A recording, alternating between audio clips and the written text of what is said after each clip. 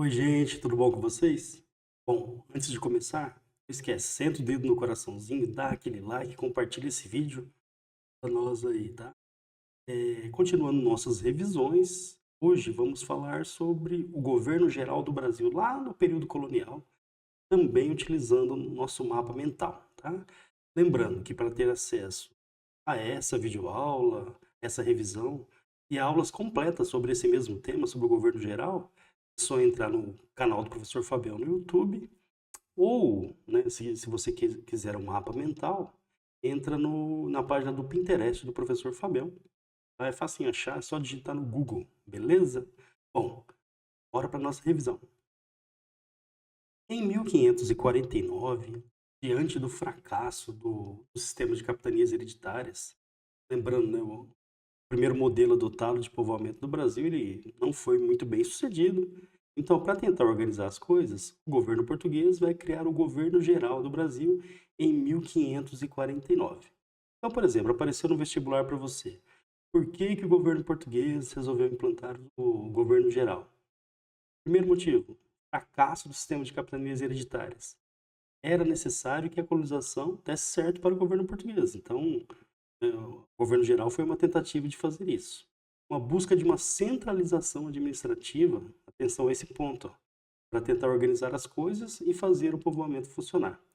E o objetivo central é desenvolver as atividades econômicas, aumentando assim a eficiência econômica da colônia, garantindo, lógico, a arrecadação de impostos para o rei de Portugal, para o governo português. Esse era o grande objetivo mesmo. E o outro ponto central, né, por que os portugueses queriam tanto ocupar o território brasileiro? Existiam ameaças de franceses, de holandeses, né, de outros países europeus lá que buscavam também riquezas na época. E a França, por exemplo, ela vai tentar tomar o Brasil de Portugal nesse momento, tá?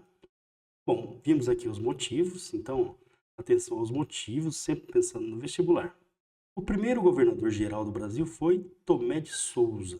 Atenção, pessoal, é o primeiro governador geral. Ele foi o responsável pela fundação da nossa primeira capital administrativa, que foi a cidade de Salvador. Lembrando que na história o Brasil ele possui três capitais: Salvador, Rio de Janeiro e, a partir de 1960, Brasília.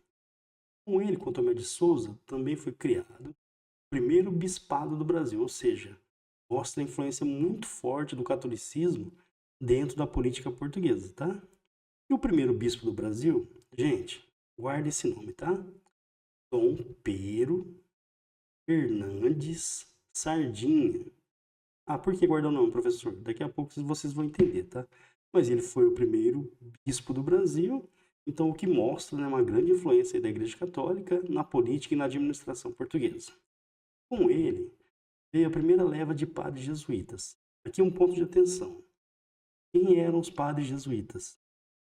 Durante a Contra-Reforma Católica na Europa, lá que foi uma reação às igrejas protestantes de Martim Lutero, de João Calvino, foi criada uma ordem de padres especial, né, uma ordem especial, chamados até de soldados de Cristo. E esses padres, eles tinham um treinamento especial para quê? Para levar o catolicismo para as novas terras descobertas, por exemplo, o Brasil.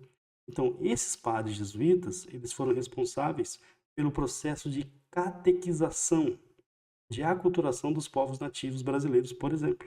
Tá?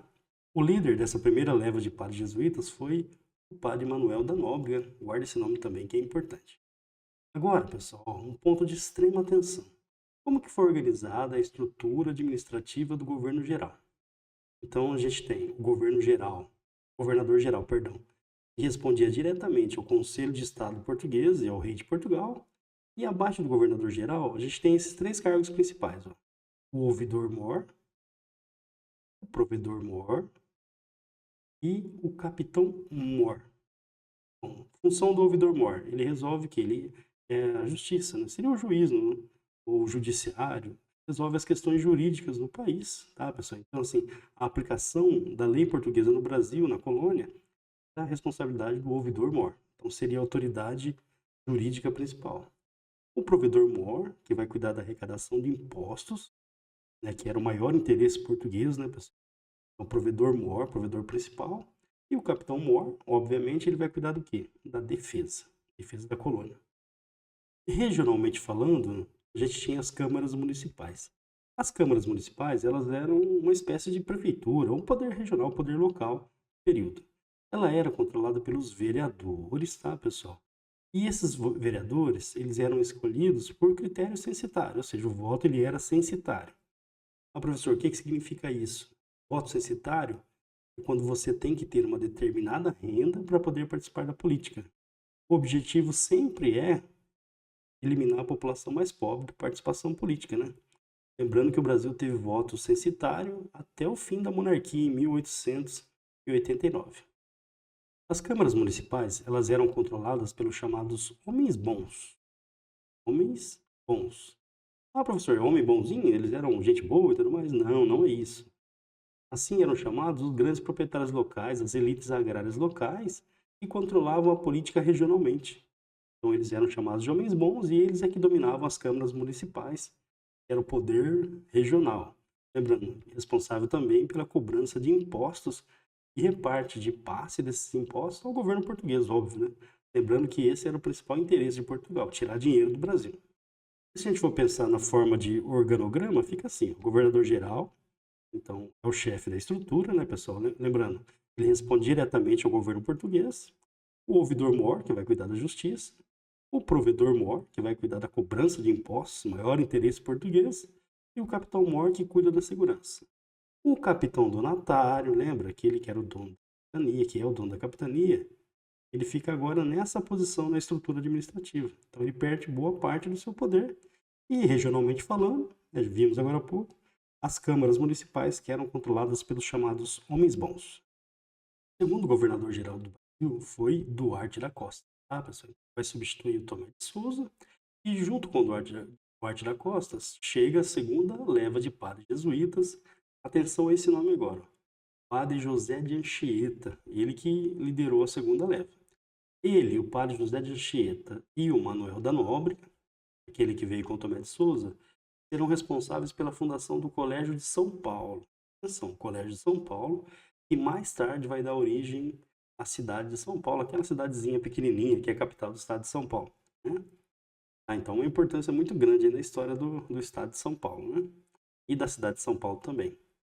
O padre José de Anchieta, ele acabou ganhando o título, né, da Igreja Católica de o Apóstolo do Brasil. Foi canonizado, inclusive. Bom, durante o governo do Duarte da Costa, a gente tem um conflito entre ele, o Duarte da Costa, o governador-geral, e o primeiro bispo do Brasil. Lembra? A gente viu o nome dele agora há pouco, ó. Dom Pedro Fernandes Sardinha. Bom, qual que foi a treta entre eles?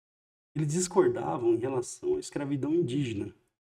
Enquanto Duarte da Costa, governador-geral, queria permitir a escravidão indígena dos povos originários pelos colonos, o bispo Sardinha ele era contra. O que aconteceu? Desse conflito, o Sardinha ele foi convocado para voltar para Portugal para dar explicações ao rei de Portugal.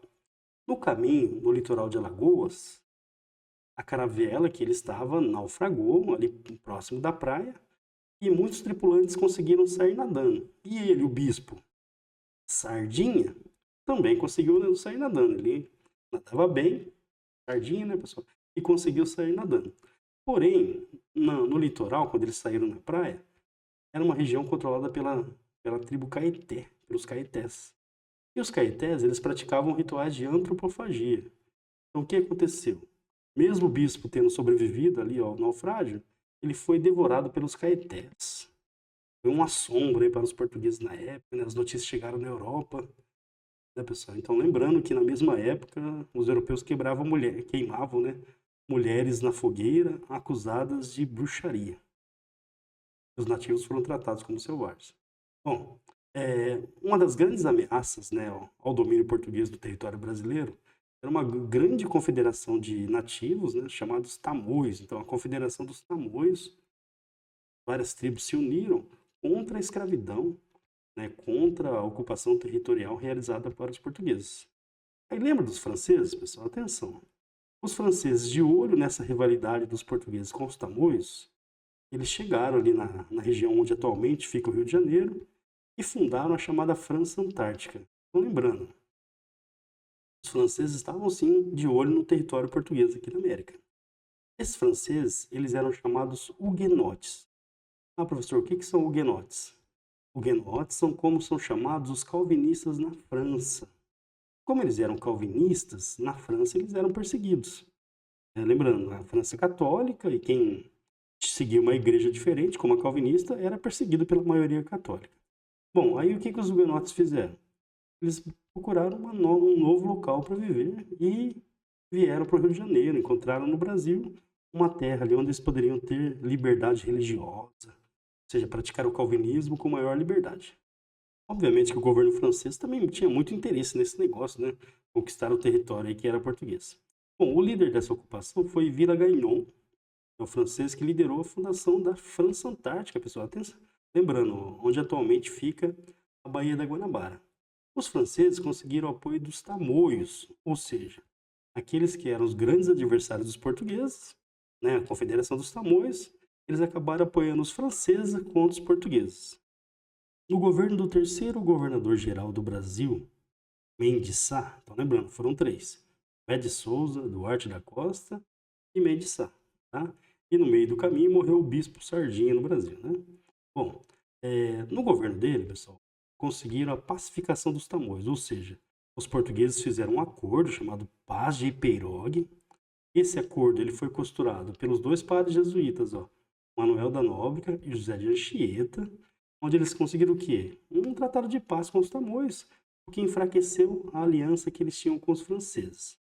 O Mendes Sá, ele escolheu o sobrinho dele, Estácio de Sá, para quê? Para ser o chefe da capitania ali do Rio de Janeiro, tá, pessoal? E combater os franceses, né? Então foi fundada aí a cidade do Rio de Janeiro e serviu de base militar para a expulsão dos franceses.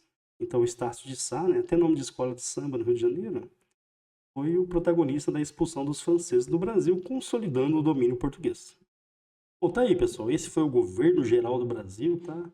Espero que essa breve revisãozinha sobre esse período aí um pouco conturbado da história do nosso país, né, te ajude bastante no vestibular. Fica de olho lá, por exemplo, na estrutura administrativa do governo geral, os conflitos entre os padres jesuítas e o governo geral, que resultou na morte lá do Sardinha, nos conflitos com os povos nativos também. Lembrando, o governo geral foi uma tentativa do governo português de centralizar a administração e fazer aqui o povoamento português funcionar no Brasil. Beleza, pessoal? Ó, espero que tenha ajudado bastante. Não esquece de clicar lá no coraçãozinho, compartilha o vídeo, dá aquele like. Vamos juntos. Tchau.